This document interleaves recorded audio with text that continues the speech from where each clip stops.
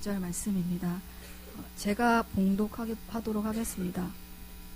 그 지역에 목자들이 밤에 밖에서 자기 양떼를 지키더니 주의 사자가 곁에 서고 주의 영광이 그들을 두루 비추매 크게 무서워하는지라. 천사가 이르되 무서워하지 말라.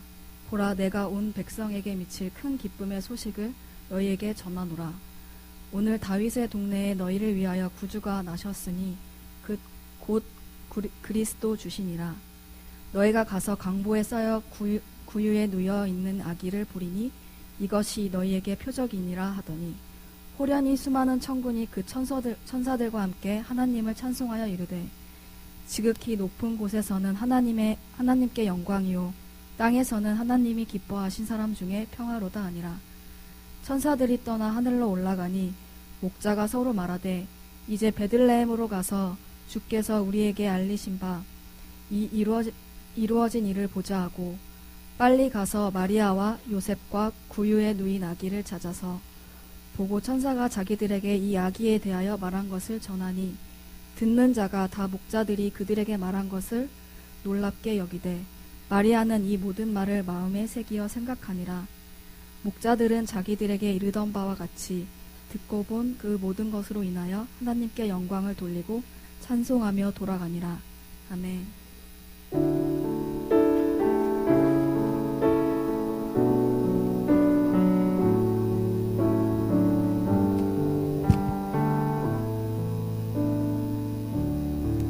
어제도 메리 크리스마스 했는데 우리 옆 사람과 함께 메리 크리스 한번 하겠습니다. 메리 크리스마스. 네, 오늘 제목이 메리 크리스마스입니다. 네, 한 가지 오늘 제가 소개하고 싶은 사람이 한 명 있는데 맞춰보시기 바랍니다. 토크쇼의 여왕이고요. 미국에서 가장 영향력 있는 연예인. 네, 벌써 한번 생각해 보시기 바랍니다. 연예인 가운데 가장 재산이 많은 연예인 중에 한 명입니다. 2011년도 자산 한국 돈으로 8,775억 원. 어마어마하죠. 그리고 가장 성공한 여자입니다. 1년에 1,500억 원 이상을 버는 여자입니다.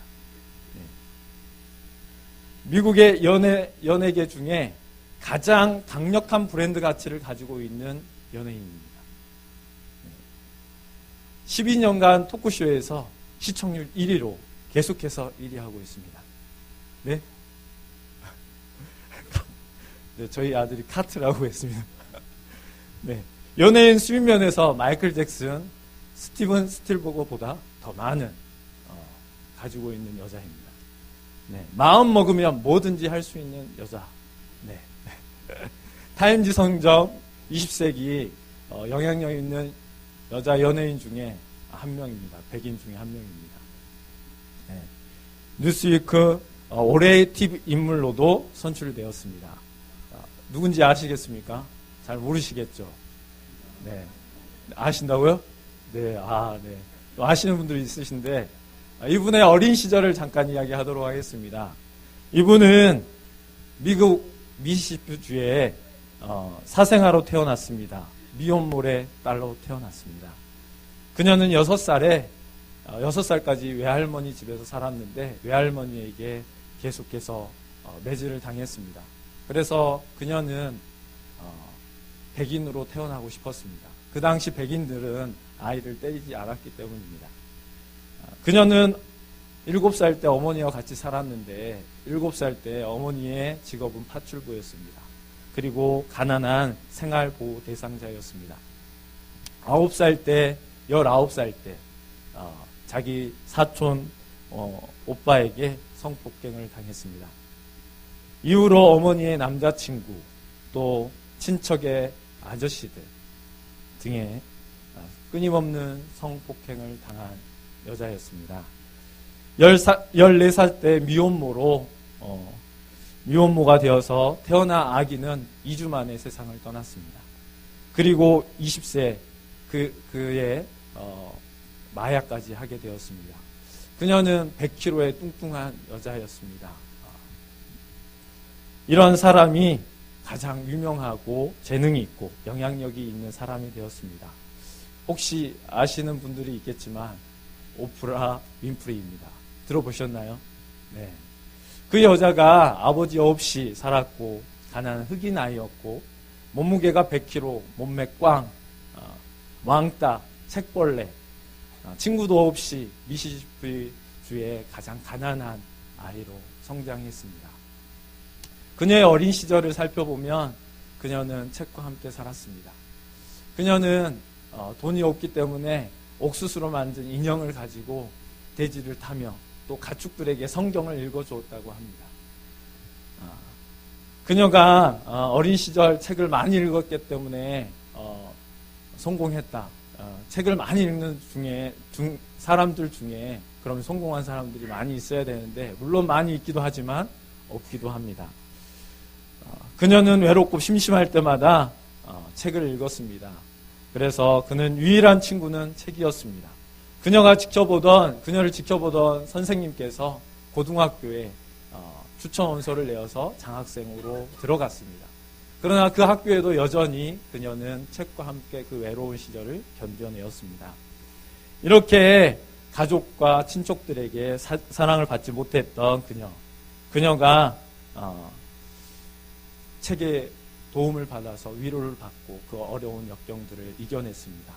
그 책 중에 하나가 브루클린의 나무입니다.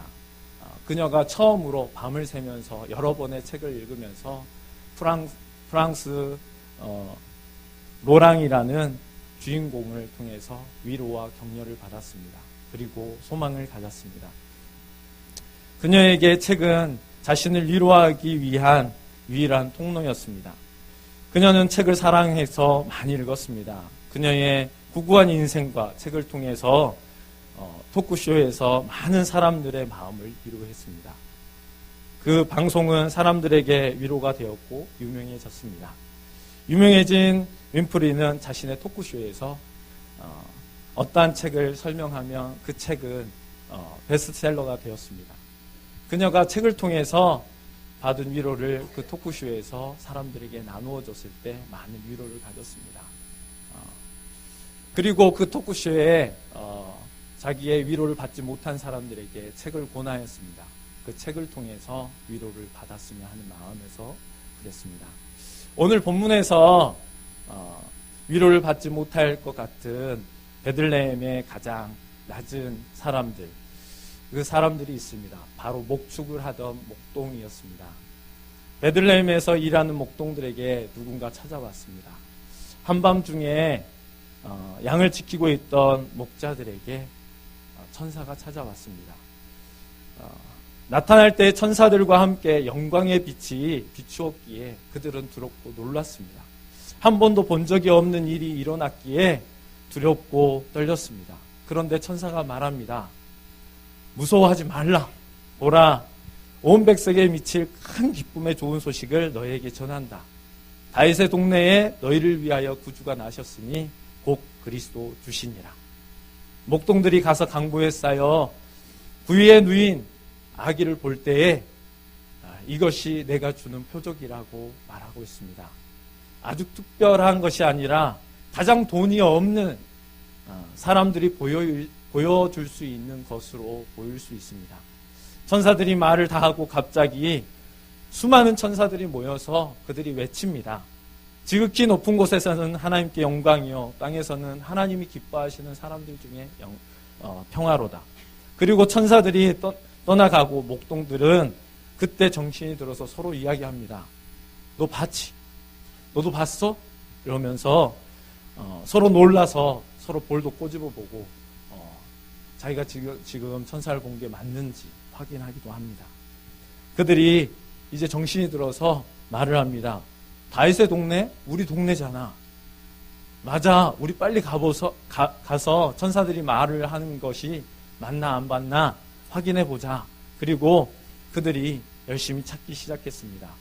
다윗보다 더 위대한 왕, 다윗의 시대에 은이 돌같이 굴러다녔는데 와, 이제 우리의 인생 꽃이 피겠구나. 이제 목동 생활도 접겠구나 하면서 그들은 신나서 찾기 시작했습니다. 어느 한 마구간에 아기 울음소리가 들렸습니다. 그것을 보니 강고에 쌓여 구유에 누인 아기였습니다. 목동들이 너무 흥분이 돼서 말을 버벅거렸습니다. 지금의 저처럼. 아기의 부모님에게 자기들이 천사에게 들은 이야기를 해주었습니다. 이 아기가 우리를 구원할 구원자 그리스도이십니다. 천사들이 우리에게 이야기했어요. 라고요. 목동들은 하나님께 영광을 돌리고 찬양을 했습니다. 그리고 멀리 외국에서 찾아온 동방 박사들이 황금과 유황과 모략을 드리는 모습들을 보았습니다. 목동들이 이 모습들을 쭉 지켜보았는데, 그리고 동방 박사들은 다시 집으로 갔습니다. 그리고 아무 일도 일어나지 않았습니다. 그리고 자신들이 지금 무엇을 하고 있는지 다시 돌아보게 되었습니다. 그리고 자신들이 지키고 있는 양떼로 돌아갔습니다. 이때 목자들이 부자가 되거나 좋은 직업을 가졌으면 참 좋았을 건데, 예수님만 만나고 돈도 벌 수 없었던 그들이 참 아쉽습니다. 우리도 예수님 만나면 금방 부자라도 되었으면 참 좋았을 건데 아무 일도 일어나지 않았습니다. 하나님께서 천사들을 보내서 가장 천한 목동들에게 보내셨습니다. 목동들이 하는 일은 양을 먹이고 지키는 일이었습니다. 어릴 때부터 그들은 그런 일을 지켜보고 있었습니다. 이스라엘에서 하나님이 주신 가나안 땅이 없었다면 이스라엘 백성들은 목동의 삶을 살았을 것입니다. 목동들은 양을 지키고 먹이는 일을 하였는데, 이 당시에 가나안 땅을 하나님께서 주셔서 그들은 이제 정착을 해서 농사를 지었습니다. 그러나 능력이 없고 재산이 없는 사람들은 이 목동의 직업을 선택할 수밖에 없었습니다. 밤에도 일을 하고 낮에도 일을 하였습니다. 그래서 쉬는 시간이 없었습니다. 그냥 각자 알아서 쉬게 되었습니다. 낮에는 양들을 살찌기 위해서 좋은 풀이 있는 많은 곳으로 돌아다녔고요. 밤에는 양들이 밖에서 자니까 목동들이 밖에서 이슬을 맞으며 양들과 함께 잠을 잤습니다. 양 주인을 잘못 만나면 어떻게 됐겠습니까? 내 양, 너가 이렇게 굶겨 죽였구나. 이렇게 살이 통통한 양을 이렇게 홀쭉하게 만들어서 너 먹고 놀았지 하면서 혼을 냈을 것입니다. 그리고 물어내려고, 다시 물어내라고 그런 이야기들을 들었을 것입니다. 심한 말을 들었던 어느 날 밤 그들은 생각했을 것입니다. 여러분들도 많이 혼나고 아니면 상처를 받고 힘들었을 때 눈을 감고 잠시 생각하지 않습니까? 나는 왜 하필 이런 가난한 집, 이런 환경에서 태어났을까? 나는 왜 머리가 이렇게 안 좋을까? 왜 이런 상황밖에 안 됐을까? 내가 초등학교 때 그때 그 친구를 만나지 않았어야 되는데, 중학교 때 영어 선생님을 잘 만났어야 되는데, 고등학교 때라도 열심히 죽도록 공부를 했어야 되는데 말이지. 이런 생각들을 하지 않습니까? 그만하고 싶다 하는 생각들이 들었을 것입니다. 하지만 그들에게 선택이 주어지지는 않았습니다.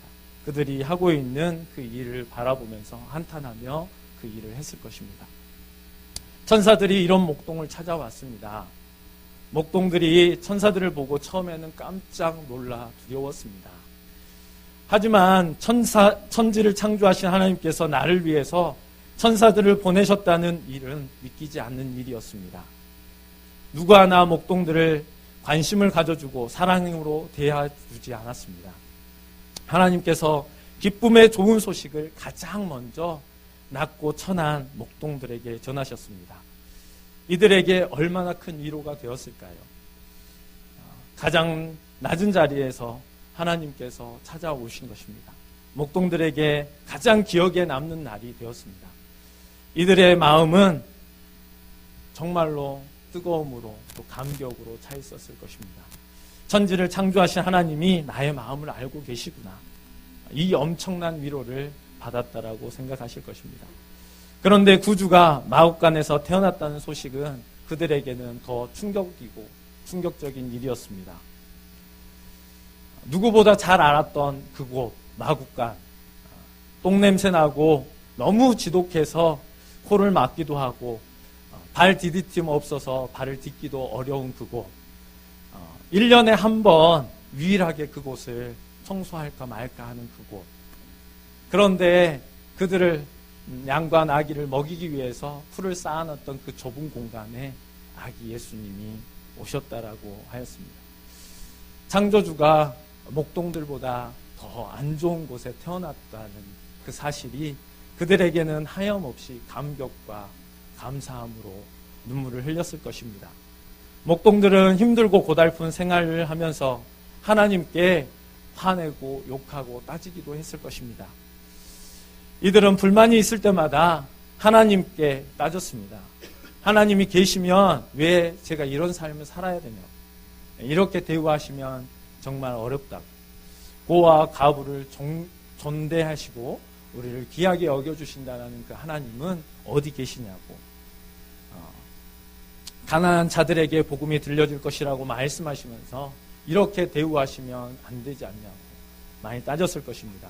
모든 상황은 어쩔 수 없다고 치고, 그러면 진짜의 우리의 마음을 아시냐고, 지금 내가 당하고 있는 이 괴로움은 아시냐고 하면서 세월을 보냈을 것입니다.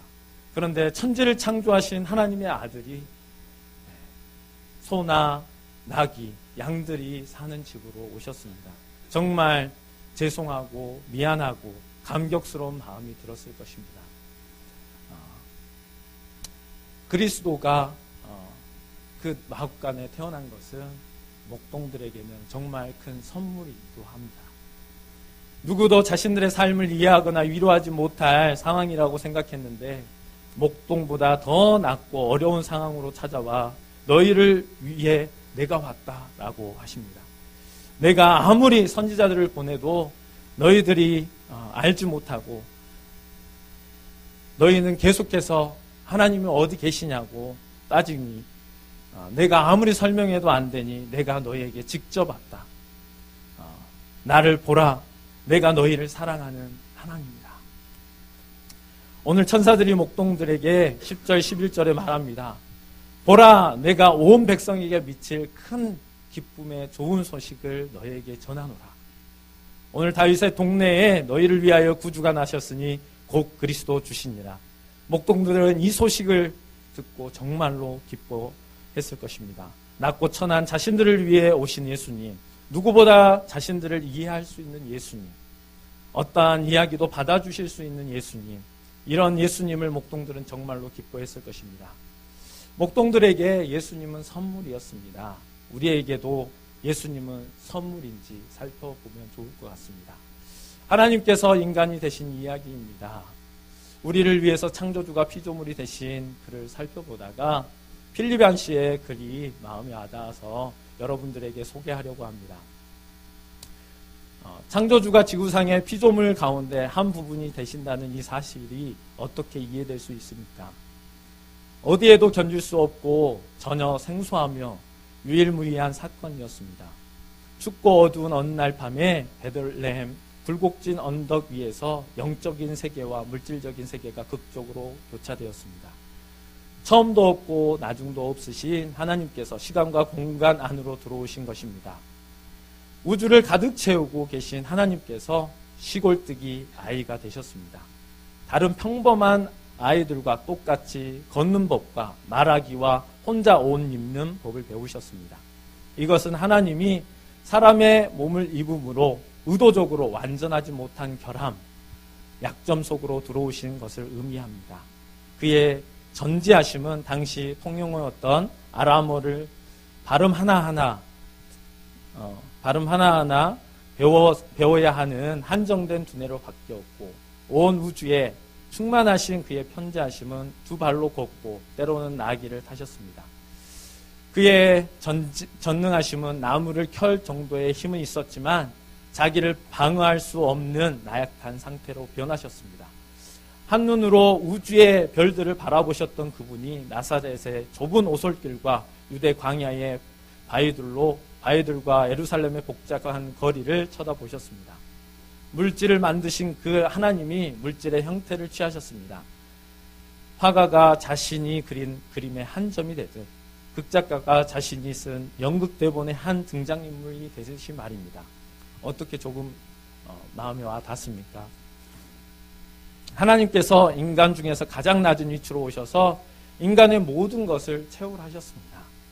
우리에게 하나님은 인간이 된 사건은 정말로 놀라운 사건인데 믿어지지 않습니다. 우리의 죄에서 구원하시기 위해서 인간이 되셨습니다.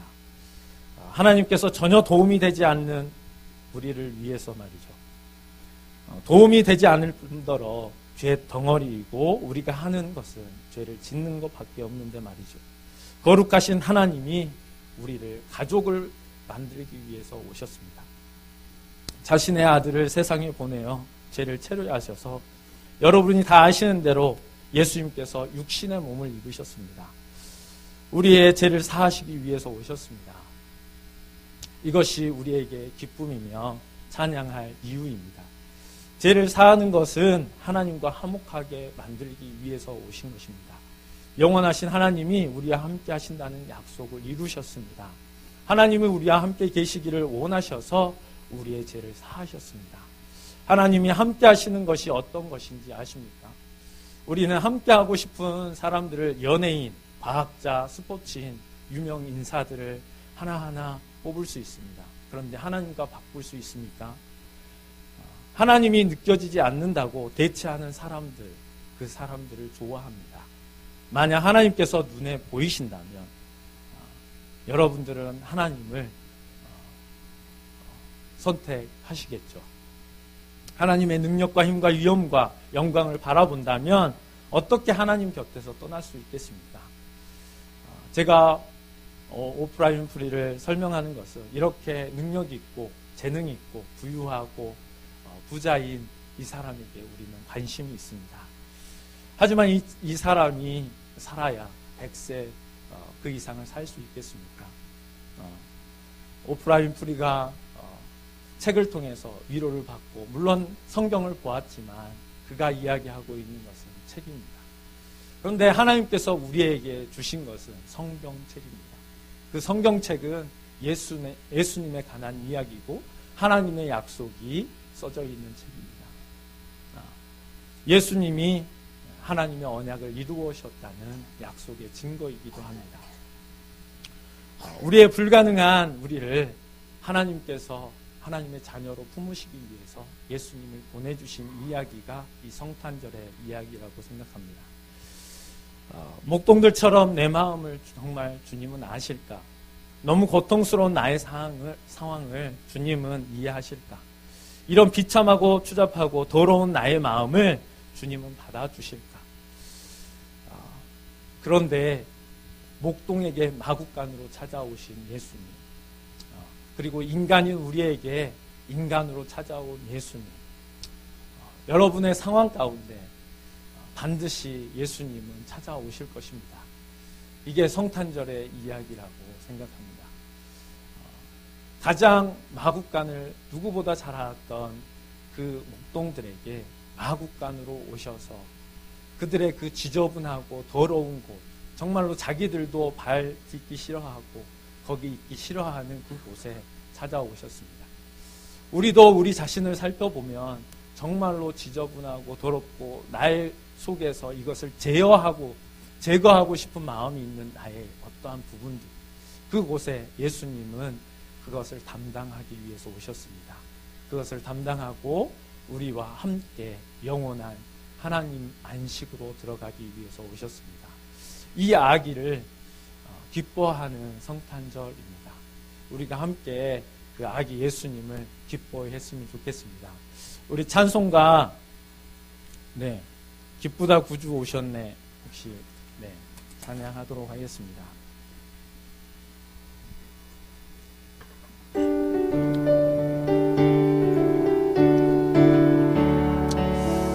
아기 예수님은 정말 우리가 기뻐할 수 있는 능력을 가진 것은 아닙니다.